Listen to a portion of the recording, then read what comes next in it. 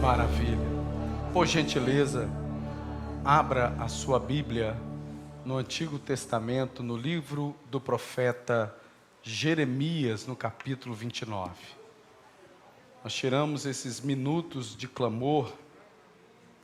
Eu não sei se foi impressão minha, eu percebi a igreja um pouco acanhada em orar pelas autoridades, mas isso é uma responsabilidade da igreja, irmão. Isso é bíblico. Nós precisamos orar pelas nossas autoridades. Precisamos interceder pelo nosso país. Precisamos clamar pela presença de Deus em guiar os caminhos da nossa nação, para que tomemos um protagonismo cristão, para que possamos, na história dessa nação, pela primeira vez, ser a nação que vai mais enviar missionários pelo mundo. Deus deu uma graça tão grande à nossa nação. Pense um passaporte bem quisto em todas as fronteiras do mundo, é do brasileiro. Deus quer que o Brasil sustente essa chama pentecostal. E a chama pentecostal é uma chama da ousadia para evangelizar, para fazer missões. Por isso nós devemos orar. Você não precisa ter vergonha de orar pelas nossas autoridades. Você não tem que ter vergonha de lutar pela sua nação, porque há um preço pela liberdade. Para sermos livres para adorar, Jesus entregou a sua vida no Calvário. Toda liberdade tem um preço. E só valoriza a liberdade um dia quem a perdeu. Amém? Jeremias 29, os irmãos que encontraram, digam amém. A palavra do Senhor Jesus, que é eterno, nos abençoa, diz assim: e estas são as palavras da carta que Jeremias, o profeta, enviou de Jerusalém aos que restaram dos anciãos dos cativeiros, como também aos sacerdotes, e aos profetas, e a todo o povo que Nabucodonosor havia deportado de Jerusalém para a Babilônia. Depois que saíram de Jerusalém, o rei Jeconias, e a rainha, e os eunucos, e os príncipes de Judá e Jerusalém, e os carpinteiros e ferreiros, pela mão de Elassa, filho de Safã, e de Gemarias, filho de Ilquias, os quais Edequias, rei de Judá, tinha enviado à Babilônia, a Nabucodonosor, rei de Babilônia, dizendo: assim diz o Senhor dos exércitos, o Deus de Israel, a todos os do cativeiro, os quais fiz transportar de Jerusalém para a Babilônia. Edificai casas e habitai-as, e plantai jardins e comei o seu fruto. Tomai mulheres, gerai filhos e filhas. Tomai mulheres para os vossos filhos, e dai vossas filhas a maridos, para que tenham filhos e filhas. E multiplicai-vos ali, não vos diminuais. E procurai a paz da cidade, por onde vos fiz transportar em cativeiro. E orai por ela ao Senhor, porque na sua paz vós tereis paz. Porque assim diz o Senhor dos exércitos, o Deus de Israel: não vos engane os vossos profetas que estão no meio de vós, nem os vossos adivinhos, nem deis ouvidos aos vossos sonhos que sonhais, porque eles vos profetizam falsamente meu nome. Não os enviei, diz o Senhor. Porque assim diz o Senhor: certamente que passados 70 anos em Babilônia, vos visitarei e cumprirei sobre vós a minha boa palavra, tornando a trazer-vos a este lugar. Porque eu bem sei os pensamentos que tenho a vosso respeito, diz o Senhor, pensamentos de paz e não de mal, para vos dar o fim que esperais. Então me invocareis, ireis e orareis a mim, e eu vos ouvirei, e buscar-me-eis e me achareis, quando me buscardes com todo o vosso coração. Senhor Jesus, muito obrigado por estar aqui, cultuando ao Senhor com os meus irmãos. Verdadeiramente o Senhor é o Deus que cumpre a tua palavra.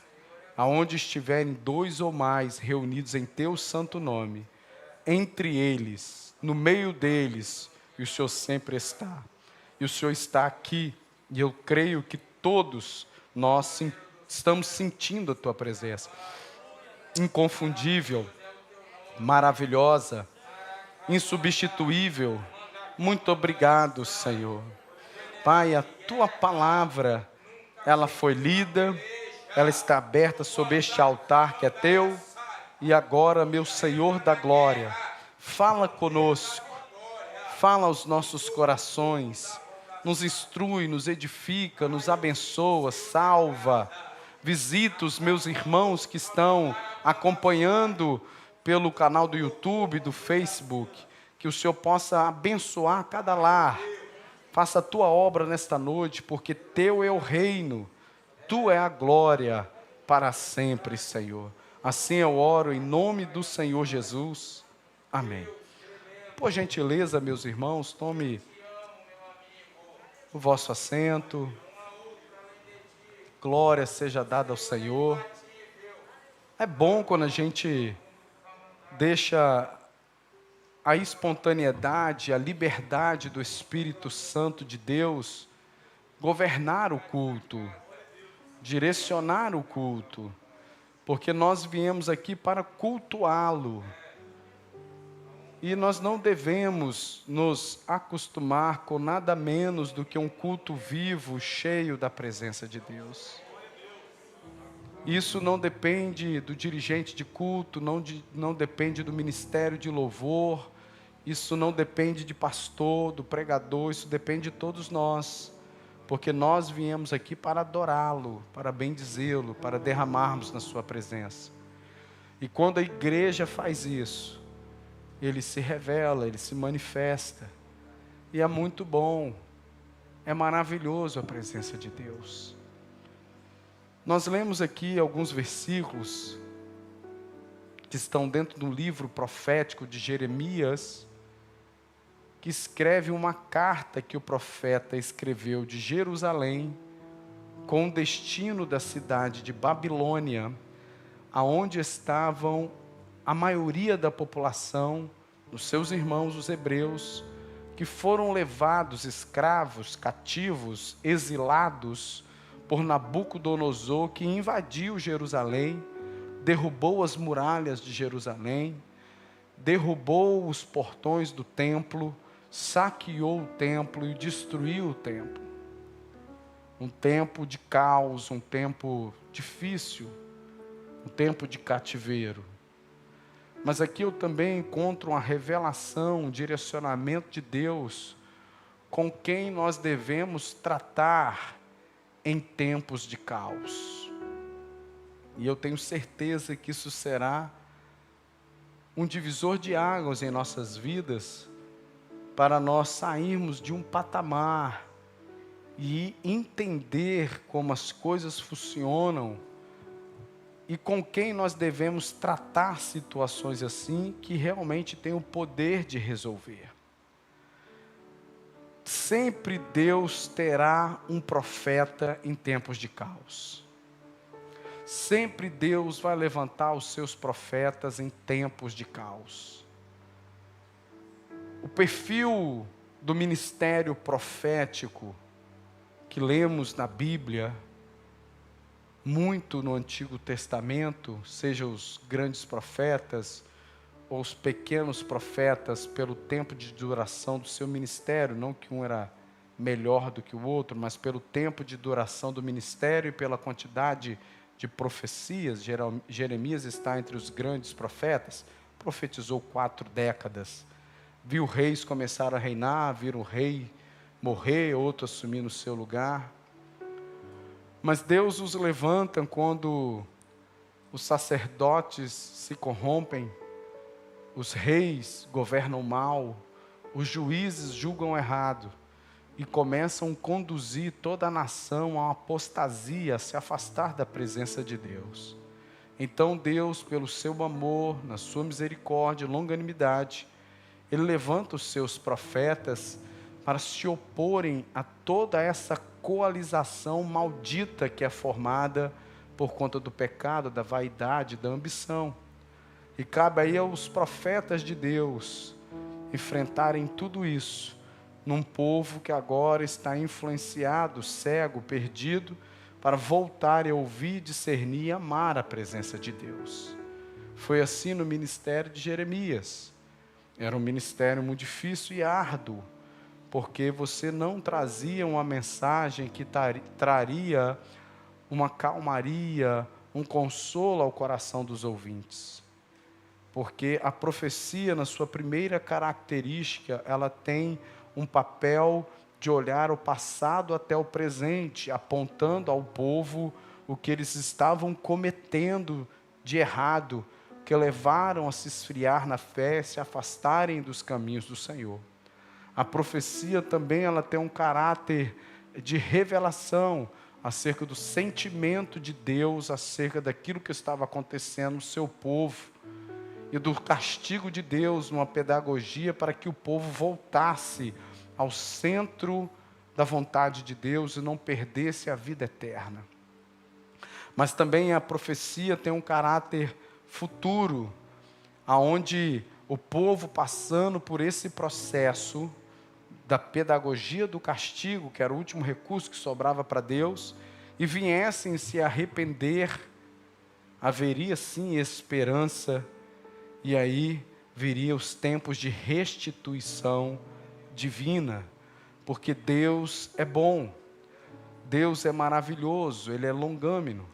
Agora imagine você sendo chamado como um profeta de Deus, para profetizar praticamente contra tudo e todos, porque um com Deus sempre é maioria. Deus não está preocupado com motins e multidões, Deus está preocupado com os fiéis. Sempre um com Deus é maioria.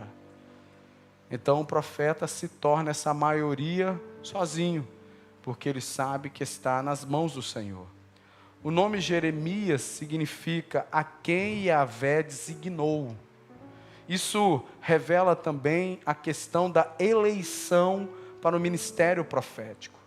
Não há uma ficha, nem um processo de seleção humana de candidatos que se alistem para o ministério profético de Deus.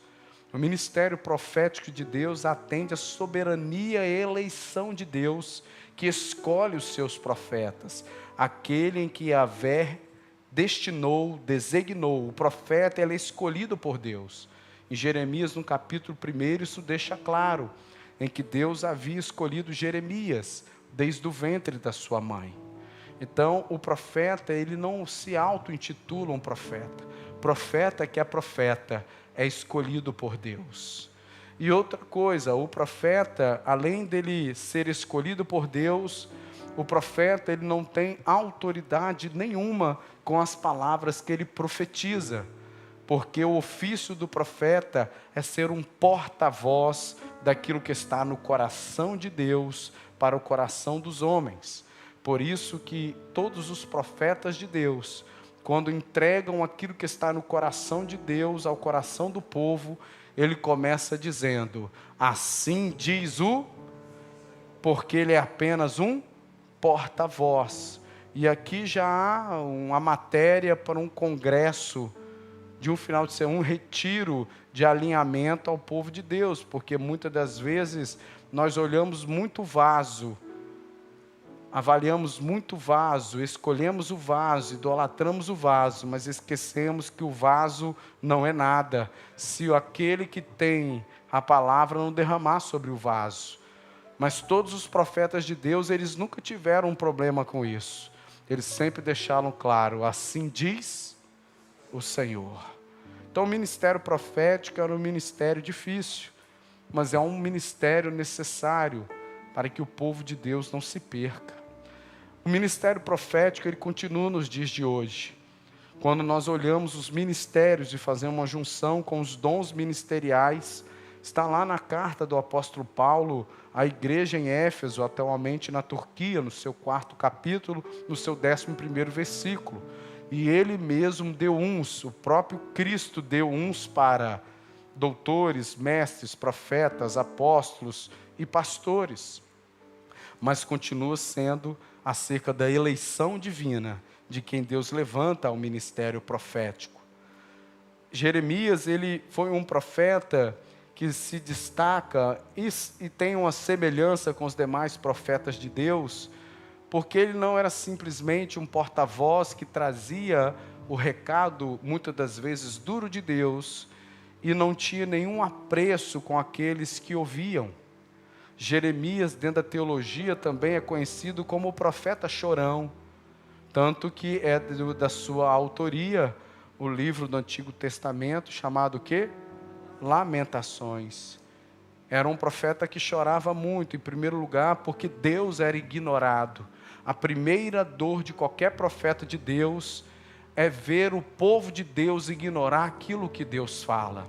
A segunda dor do profeta que é de Deus, ao ver que o povo ignora a voz do seu Deus, é saber o sofrimento que o povo sofrerá por ignorar a voz de Deus.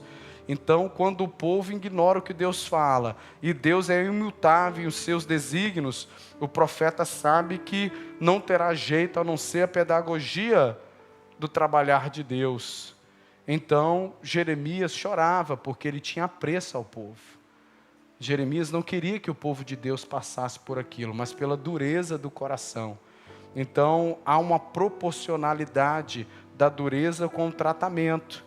Quanto mais mole, sensível, obediente o coração, mais simples, tranquilo é o processo de Deus. Mas quanto mais duro, insensível o coração do homem, mais forte e proporcional é o tratar de Deus. Não como uma queda de braço entre Deus e o homem, porque certamente nós sempre perderemos. Ninguém venceu nenhuma batalha contra o nosso Deus. O nosso Deus é invicto, sempre será invicto. Não tem demônios, não tem circunstâncias, não há outro Deus igual ao nosso Deus. Ele é o Senhor dos exércitos, Ele que nos torna mais do que vencedores. Mas sim, em Deus honrar a sua própria palavra. E o homem sempre vai, com a dureza do seu coração, perder por ela. Então Jeremias, ele é fundador de uma palavra, de um verbo no crentez. A gente fala a língua estranha porque a gente é pentecostal, a gente fala o português, quem estudou outras línguas fala outras línguas, mas a gente também fala o crentez. Pai do Senhor, fala vaso, na benza varão. E dentro do crentez nós temos o verbo jeremiar, inspirado em como Jeremias dobrava os seus joelhos e chorava aos pés do Senhor. Não existe nenhum crente sensível à voz de Deus que nunca tenha chorado no seu secreto com Deus, que nunca tenha intercedido pelo sofrimento de alguém. Então, meu amigo, eu creio que estamos em tempos de jeremiar, porque as nossas lágrimas são preciosas para o Senhor. Então esse era o quilate do profeta Jeremias, e eu aproveitei para falar um pouquinho mais, porque esse culto não tem a pressão de começar outro culto. Você vai me esperar um pouquinho, porque certamente eu vou avançar poucos minutos além do culto, né? Mas eu creio que você está sendo abençoado, porque eu creio que eu estou diante de uma geração de profetas. Eu creio que Deus está olhando na terra em tempos como que estamos vivendo, querendo na sua soberana eleição levantar homens e mulheres como Amós, um boiadeiro, para profetizar. Assim diz o Senhor dos exércitos, mas não de uma forma carrancuda, apenas entregar a palavra de Deus, mas que também é ver jeremiar, chorar nos pés do Senhor acerca do povo de Deus. Então sempre haverá um profeta no meio do caos. Seria, assim de certa forma, não tenho nenhuma palavra, um eufemismo para tentar trazer um termo mais leve, de ignorar que estamos vivendo um caos. Mas com quem nós devemos tratar no meio do caos? Porque quando o profeta traz uma mensagem, toda a credibilidade, a verdade da mensagem, é porque ela vem de Deus. No versículo 4, nessa carta que Jeremias escreve, aos que estão exilados, escravizados Na Babilônia ele diz assim: assim diz o Senhor dos exércitos, o Deus de Israel, a todos os do cativeiro, os quais fiz transportar de Jerusalém para a Babilônia. Toda a credibilidade, a verdade do que Jeremias profetizava é porque ela tinha origem no próprio Deus. Mas o mais importante aqui, ele já dá a dica com quem que nós devemos lidar em tempos de crise. Porque muitas pessoas, elas perdem o foco, elas acabam perdendo o foco do céu, do divino, do eterno, do poder do nosso Deus, quando estão no meio do caos. E eles tentam resolver o caos com o meio do caos. Aqueles que estavam escravizados na Babilônia, debaixo do jugo de Nabucodonosor, imaginavam que tinham que lidar com Nabucodonosor para serem libertos daquela situação. Deixa eu te dizer uma coisa, irmãos. Nós sempre temos que lidar as situações da nossa vida com o nosso Deus. Porque Nabucodonosor era apenas um instrumento didático, pedagógico de Deus para o seu povo. Porque na realidade o povo tinha que acertar, não era com Nabucodonosor. O povo tinha que se acertar com o próprio Deus. E muitas das vezes estamos num cativeiro, estamos meio que numa situação, num furacão, num redemoinho, tentando resolver naquele nível ali, com o instrumento que Deus levantou para tratar com a gente. Só que Deus está na sua expectativa, esperando que você desperte espiritualmente e comece a resolver essa situação com Deus. A situação que nós estamos vivendo hoje, ela será resolvida quando o povo de Deus se alinhar com Deus. O nosso negócio não está na terra, o nosso negócio está no céu. Se Ele é o Senhor, Deus Todo-Poderoso, é com Ele que nós vamos resolver. Tanto que Jeremias fala, os quais eu fiz transportar de Jerusalém. Nabucodonosor venceu porque eu permiti. Nabucodonosor entrou no território de Jerusalém porque eu venci. Nabucodonosor quebrou os muros do templo, saqueou o templo, porque o meu coração já não mais estava no templo. O templo já havia sido profanado pela apostasia, pela incredulidade, pelo pecado de vocês. Templo sujo não tem valor nenhum para mim. Vocês têm que acertar comigo. Quem permitiu que vocês fossem transportados para lá não foi Nabucodonosor, foi eu. O negócio tem que ser resolvido comigo. Olha para o irmão que está do seu lado e pergunte para ele: com quem que você tem resolvido o problema desse caos que nós temos vivido? É na Babilônia? A palavra Babilônia vem da raiz da palavra Babel, fala de confusão. Você quer resolver o problema na confusão? Só que a palavra Jerusalém, de onde o povo é aquela cidade que ensina a paz. Muitas das vezes Deus tem que nos tirar do topo da paz, nos levar para a confusão, para a gente começar a olhar para o céu, para acertar com o príncipe da paz, que é com Ele que está a nossa pendência.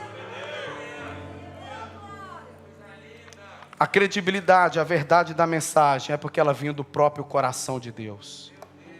Deus está no governo de todas as coisas. Deus continua, Godão continua mandando em tudo.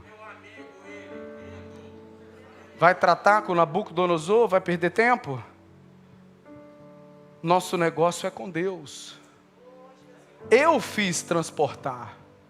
Deus não tem medo de assumir as responsabilidades daquilo que Ele permite a gente passar para o nosso próprio bem. Com quem que você quer resolver esse problema de saúde? Com quem que você quer resolver esse problema no seu casamento? É em Nabucodonosor? É na Babilônia? Na confusão? Na cidade da confusão? Só vai vir mais confusão. É mirar em Nabucodonosor e Deus está assim: é comigo que você vai acertar. Sou eu que tenho o poder para acertar. Com quem que você quer acertar esse problema na sua vida espiritual? Esse fica em pé domingo, terça você cai, quarta você suspira, quinta-feira você quase morre espiritualmente, domingo você vem na UTI da Assembleia de Deus, bate um pouquinho. Com quem que você quer acertar isso? É com Deus que você vai resolver isso, irmão. Você quer acertar com quem? Esse problema na sua empresa, por que será que essa empresa não anda, se a sua vida profissional não anda? Será que é com a economia que você vai resolver? Será que com o patrão você vai resolver? É com Deus isso aí, meu amigo. É com Deus que você vai resolver. Deus está dizendo: eu que fiz transportar. Deus é o agente do universo. O resto é tudo instrumento que Deus usa no tabuleiro da vida para salvar o seu povo. Isso precisa ser algo que deveria ser praticado na sua vida a cada dia. Você entender que até as coisas difíceis que acontecem na vida, pode ser o próprio Deus te chamando para um alinhamento. Não é com Nabucodonosor, não é na Babilônia que você vai resolver isso. Mas durante o período que você vai ter que atravessar esse processo, Deus também tem instruções para nós. Foi o que Ele deu para o povo que estava escravizado lá na Babilônia, na confusão. Deus tem instruções no meio da confusão. Só sai da confusão quem obedece o Waze de Jesus. Não, eu vou traduzir para você. Só sai da confusão quem obedece o direcionamento, o GPS de Deus. Deus tem instruções no meio da confusão. No versículo 5 ao 7, Deus falou. Agora eu já aplico para a situação que nós estamos vivendo hoje, pandemia, tal. Fica isolado, fica em casa, fica vendo a Globo, fica depressivo, se mata e vai ver com Nabucodonosor e você perdeu sua vida. Mas eu, o Senhor, Deus Todo-Poderoso, que estou permitindo isso tudo acontecer, eu tenho instrução para você. E ele começa, vai edificar casa, vai habitar ela, vai plantar jardim, vai comer do seu fruto, vai trabalhar, meu amigo. Vamos embora! A terra continua rodando no movimento de rotação, de translação. Vamos embora! Vai edificar, vai produzir. Para de ficar em casa, para de ficar morrendo em casa. Vai habitar, vai plantar jardim, vai comer. A vida continua. O processo está acontecendo, mas a vida precisa continuar. Tomai mulheres, gerai filhos e filhas, tomai e tal. Vamos embora. E multiplique para que você não diminua. Como é que você vai sair desse caos? Com um casamento ruim, diminuído, divorciado, filho na depressão, devendo cheque especial, desviado na casa do Senhor. Como é que você vai sair? Deus está falando, ocupe sua mente com aquilo que eu estou te dando instrução. Porque você vai resolver esse negócio é comigo. Quando Deus fala que a gente vai resolver com Ele, Deus está falando, sou eu que vou te tirar dessa.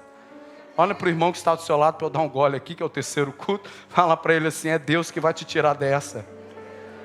Fala, não é Nabucodonosor não. Fala com ele, não é Nabucodonosor não.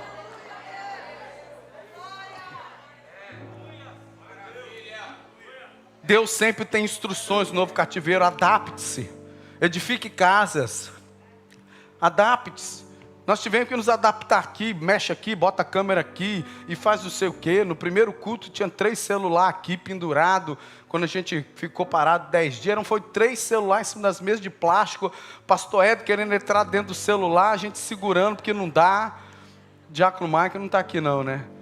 Diácono Mike derrubando os tripés, falando e saindo na transmissão. O pessoal escrevendo no chat. Pera para o Diácono Mike ficar quieto aí, que está saindo na transmissão e tal.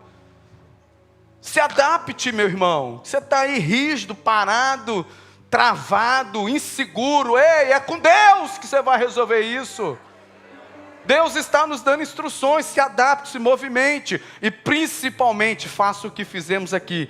Ore, procure a paz da cidade, para onde vos fiz transportar, em cativeiro. Orai por ela ao Senhor, porque na sua paz vós tereis paz. Tem que orar.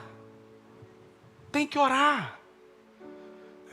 Assim, eu tenho até vergonha de num culto de domingo, pôr em igreja de um púlpito tão rico. Não, a gente tem que ser humilde. Deus tem nos abençoado aqui com o que é pregado aqui.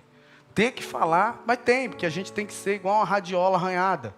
Esse é o ministério pastoral. Falar com crente, que crente tem que orar, faz parte do DNA daquele que é realmente que é crente, a oração. Ore por onde você está. O que adianta você ficar brigando? Para de brigar e ora por esse casamento. Mas ore.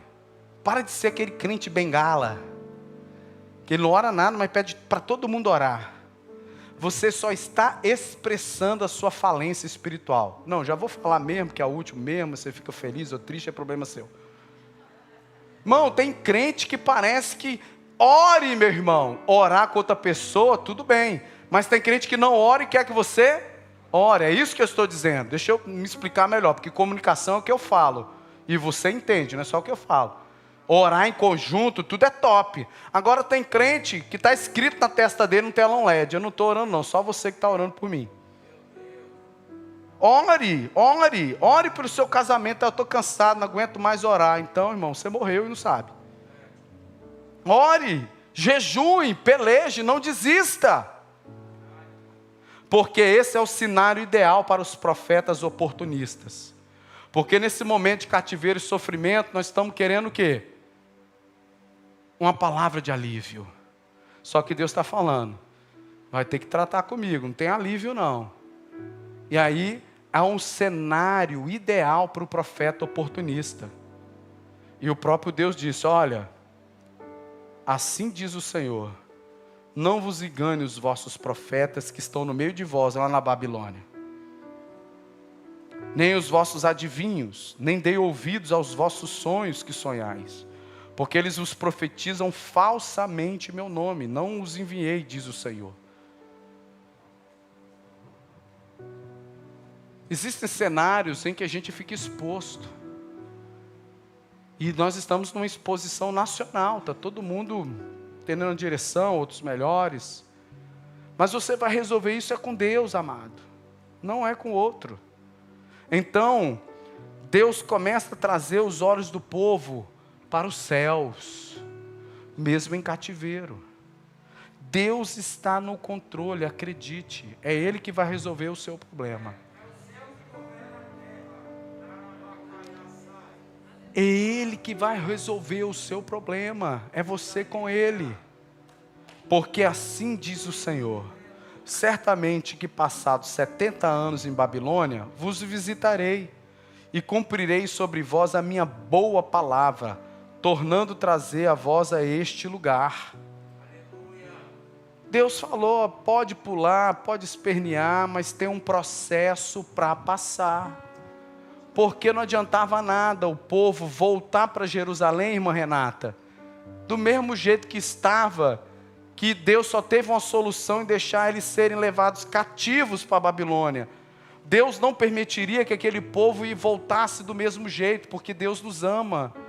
Deus não vai nos permitir nos perder. Deus não vai permitir você perder a sua casa, a sua família. Então o processo vai acontecer. Encascore os seus coros logo.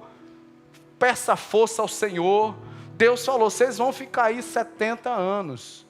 Aí podia entrar dentro do Cabalá, dentro da numerologia, 7 no da plenitude, 70 então, meu Deus, né? Quantas vezes eu tenho que perdoar meu irmão? 70 vezes 7 não, você tem que perdoar 70, 7 vezes 7 não, 70 vezes 7. Uma hipérbole da plenitude do máximo. Vai ficar 70 anos.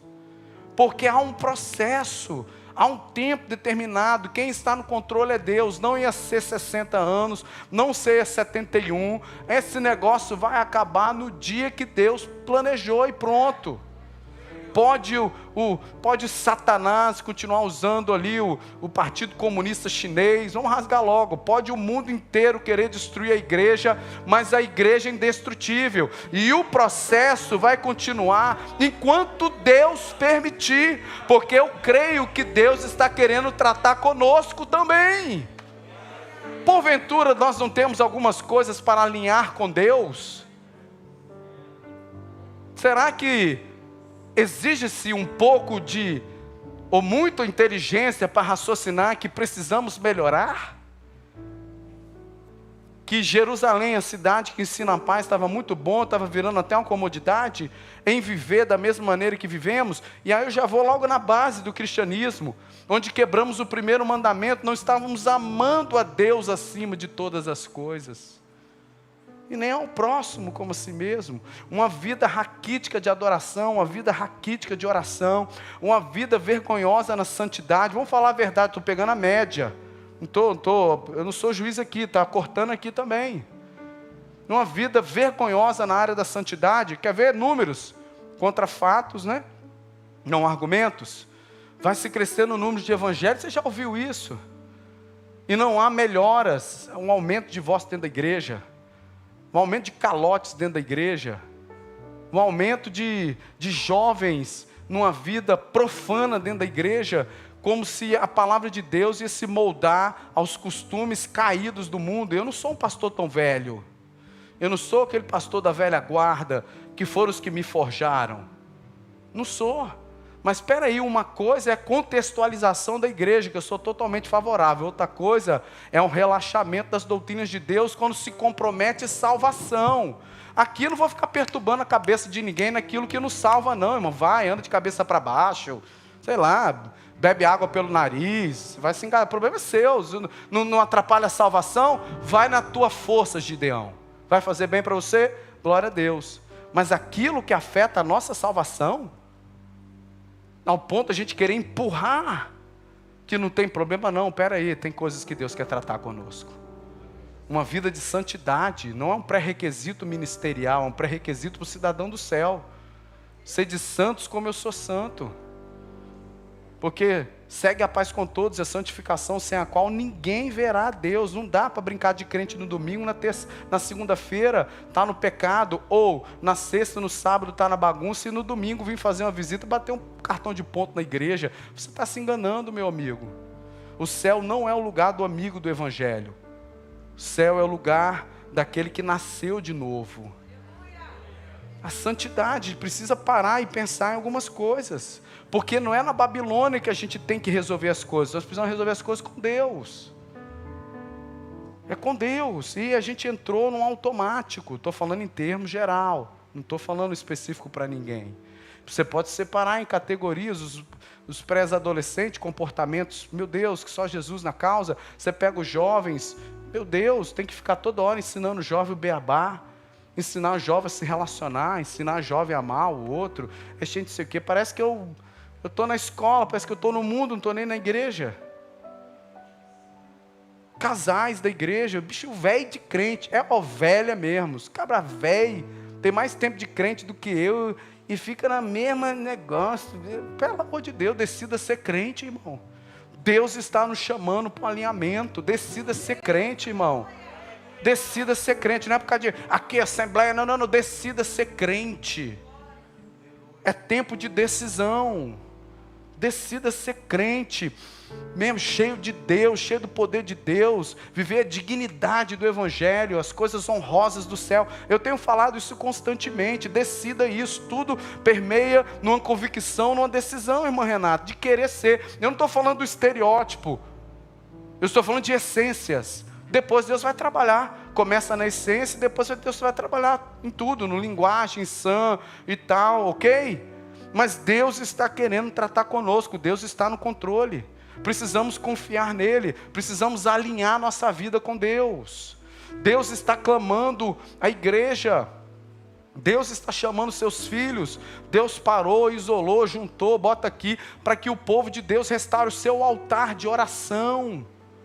Foi o que Deus falou. Como é que a gente trata com Deus, já para terminar? Porque eu bem sei os pensamentos que tenho a vosso respeito. Deus, ninguém vai fazer a cabecinha de Deus, não. Porque eu sei os pensamentos que tenho ao vosso respeito. Eu te conheço, eu sei o plano que eu estabeleci para você, o amor que eu tenho pela sua vida. E meus pensamentos são de paz, não é de mal. Eu não sou um Deus mau. Não sou um Deus insensível à sua dor. Para vos dar o fim que esperais. Deus sempre está comprometido com o resultado. Se o processo for doloroso, mas for levar para a salvação, Deus vai deixar a gente passar, porque o melhor é o fim das coisas do que o começo delas. O problema não está como é que você entra no processo, o problema é que Deus está comprometido como você vai sair dele. Porque melhor é o fim das coisas do que o começo delas. Deus não é Deus de empolgação, Deus não é Deus do caderno da primeira semana de aula. Eu já estudei, eu lembro. Ganhava um caderno novo, 2 canetas. Às vezes até 3, azul, preto e vermelho. Aí a primeira semana de aula, a letra, título em preto, data no vermelho. Escrevia tudo de azul. A gente sempre começa assim. É assim que a gente começa a dieta, assim que a gente começa a orar pela restauração do casamento, assim que a gente começa a orar para a vida espiritual. E você já faz logo um voto, já faz, vou jejuar, não sei o quê. E Deus está olhando, eu quero ver a perceber. Aí chega no segundo bimestre, irmão, é só azul mesmo, é garrancho, tem que ter o dom de interpretação para ver o que escreveu, e arranca a página, amassa o caderno. Mas Deus está falando, porque para vos dar o fim que esperais. E o que eu faço então? É tempo de buscar ao Senhor. É tempo de buscar ao Senhor. É tempo de buscar a Deus. Invocar o nome do Senhor. É o tempo de estar mais perto de Deus. Deixa eu falar para você. Você está muito distante de Deus. Deixa eu falar para você. Você está muito frio com a presença de Deus.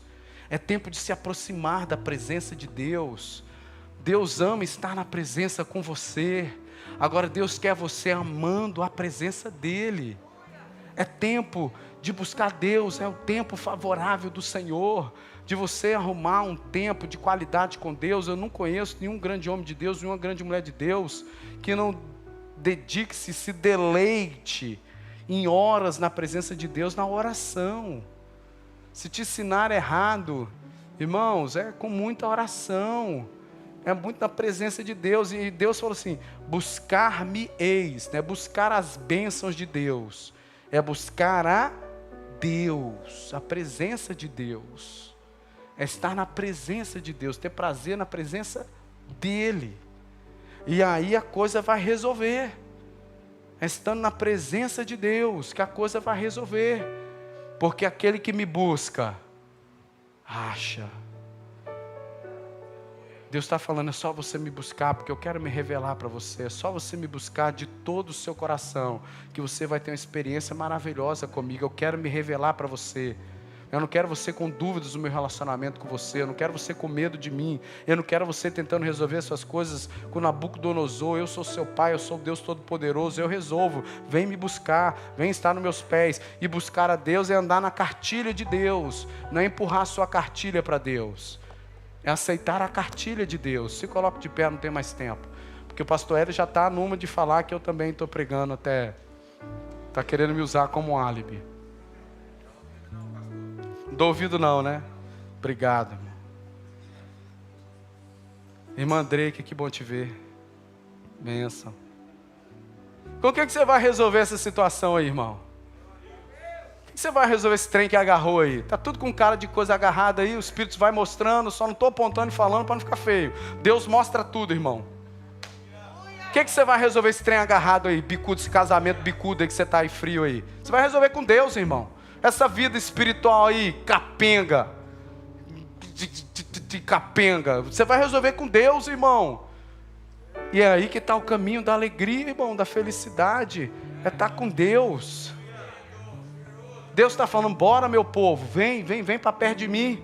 Vem que é comigo que resolve o negócio. Vem cá com o papai, que papai vai te carregar no colo. Vai para os braços de Godão. Godão continua mandando em tudo. É Ele. Feche os seus olhos. Invocar-me-eis. E orareis a mim. E eu vos ouvirei, e buscareis, e me encontrareis, quando me buscardes de todo o coração. Deus é o Deus do tudo ou nada. Me buscar de todo o coração. De todo o coração, de todo o coração, de todo o coração. Você sabe que nível é esse? Deus está nos chamando para o primeiro amor. Deus está nos chamando para um avivamento pessoal, avivar a sua vida. Quando você entregou sua vida nos braços do Senhor, estava querendo andar muito certinho com as coisas de Deus, e que não abria mão da presença de Deus. É tempo de restaurar isso, irmão. Eu quero orar por você, mas sobretudo eu quero fazer um apelo aqui nessa noite. Buscar ao Senhor, estar com o Senhor, requer uma aliança com Deus. E você veio aqui nessa noite porque Jesus te ama e cansou de ver você batendo cabeça, procurando a resposta, uma solução. E Ele está dizendo, eu sou a solução. E eu te amo. Mas você tem que me amar, tem que restaurar a sua vida. Deus não opera em altar de mentira, Deus opera em altar de verdade. E Deus está te chamando para restaurar esse altar com Ele. Por quanto tempo você vai tentar escapar? Por quanto tempo que você vai fingir? Aqui não tem juiz, aqui só tem gente dependente de Deus. Eu quero te fazer um convite. para você voltar ao primeiro amor, para você voltar àquele quebrantamento, para o brilho nos seus olhos voltar do Espírito Santo, para você sentir na sua carne a presença de Deus novamente, de você chorar na presença de Deus sozinho no ônibus, no carro, ouvindo louvores, sentir que Deus está sentado ali do seu lado. Ah, irmão, eu não consigo viver sem isso. Como é que você está conseguindo viver sem isso? Mas Deus está falando, eu quero fazer você voltar a sentir isso. E o primeiro passo é entregar a sua vida ao Senhor Jesus. Eu quero perguntar aqui nessa noite, de uma forma bem clara, direta, que eu não estou pregando no Fonte Kids. Quem quer entregar a sua vida ao Senhor Jesus nessa noite? Quem quer voltar para a presença do Senhor Jesus? Levante a sua mão bem alta, eu quero te dar um abraço, quero orar por você. E eu tenho certeza que você vai sair daqui começando já a entrar numa nova fase. Levante sua mão bem alto, se tem alguém aqui nessa noite que quer voltar para a presença de Jesus. Eu quero, eu preciso voltar. Chega de vir na igreja, mas está distante de Deus. São duas coisas diferentes. Deus quer que você volte para a igreja, venha na igreja, mas ande perto de Deus. Eu não tenho muito tempo. Tem alguém aqui nessa noite que quer voltar na presença do Senhor Jesus? Levante sua mão bem alto. Manifeste, eu quero, eu preciso de Jesus. É só você se manifestar, eu vou orar. Que não é por força, não é por violência. Você vai vir aqui para frente sabendo o que você está fazendo. Você não vai vir aqui para receber uma oração e depois aqui eu faço uma oração de apelo. Vem, irmão, isso aí, vem ser avivada, vem para cima.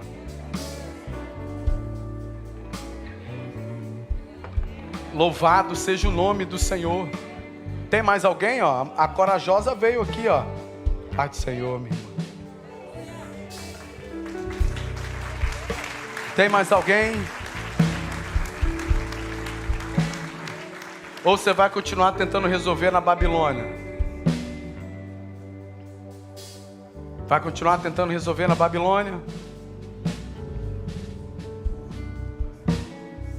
Tem mais alguém?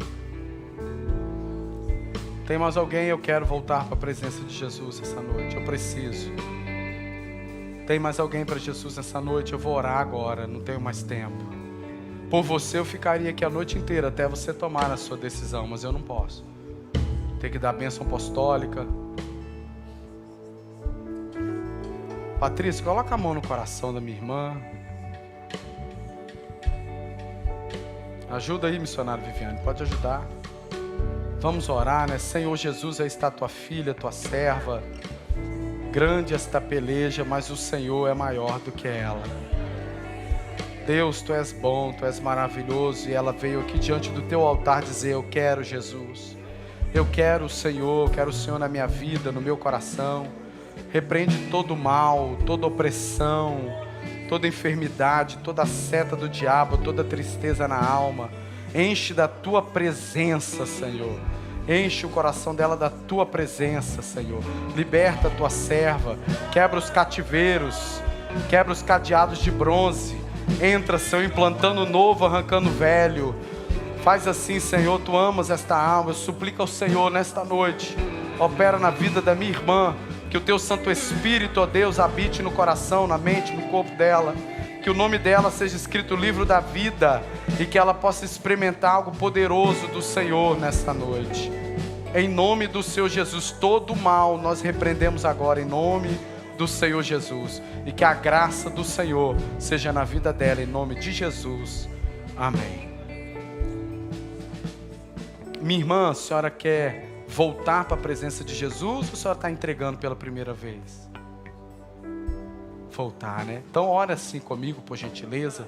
Senhor Jesus, nesta noite eu entrego a minha vida em tuas mãos. Perdoa os meus pecados. Me ajuda, Senhor. Escreve o meu nome no livro da vida, porque eu te servirei até o Senhor voltar, porque o Senhor é o único Salvador e Senhor da minha vida. E eu vou orar pela senhora agora. Senhor Jesus, aqui está a minha preciosa irmã. Ela levantou a mão, ela veio aqui na frente. Ela está voltando à tua casa. O Senhor não rejeita a ovelha. O Senhor projetou este dia para abençoar ela. Que o teu Santo Espírito habite nela. que os teus anjos estejam ao redor dela, que o Senhor repreenda toda a retaliação do inferno contra a reconstrução, a recaminhada da vida da minha irmã. Guarda a casa dela, livra ela de todo mal. É o que eu te peço em nome do Senhor Jesus. E a amada igreja diz: amém. Glória a Deus. Você vai ganhar um presente da igreja, né? Essa é uma honra. Cuida dela, tá, cooperador Patrícia? Ela tá meio... Meus irmãos, tudo na bênção? Vai resolver na Babilônia? Não, não tem nada na Babilônia para nós não, né? Levante suas mãos para os céus. Eu desejo uma semana extraordinária para você. Isso não é um jargão. Eu desejo uma semana abençoada para a sua vida. Sexta-feira é o último dia útil do mês. Aquele que está debaixo de uma pressão, tem que bater alguma meta, Deus vai te ajudar. Senhor, ajuda o teu povo. E aquele que precisa ter uma meta, porque está parado, Deus abre uma porta, ajuda. Aquele que está enfermo, cura, Senhor, algum ente querido, algum parente. Deus, guarda o teu povo. Nos dê uma semana abençoada na presença do Senhor, amém? Que o grande amor de Deus, que a graça do nosso Senhor e do nosso Salvador Jesus Cristo, e as doces consolações do Espírito Santo de Deus esteja sobre a sua preciosa vida. E os irmãos que aguardam a vinda do Senhor Jesus, digam amém. Amém. Não saia daqui, não pode abraçar.